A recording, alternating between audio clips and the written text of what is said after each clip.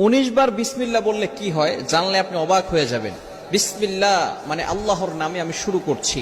পবিত্র কোরআনুল কারীমের ভিতরে সর্বপ্রথম কিন্তু আল্লাহ তাআলা বিসমিল্লাহির রহমানির রহিম দিয়ে শুরু করেছেন, ঠিক কি না? বিসমিল্লাহির রহমানির রহিমের ভিতরে অনেক ফজিলত রয়েছে।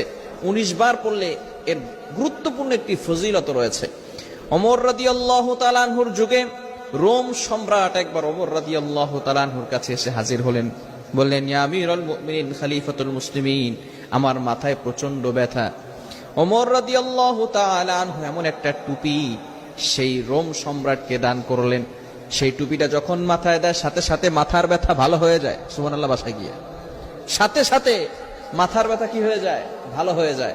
আবার যখন সেই মাথার টুপিটা খুলে ফেলে আবার তার মাথা ব্যথা হালকা হালকা শুরু হয়। এবার সকলে অবাক হয়ে গেল সেই টুপির ভিতরে কি আছে।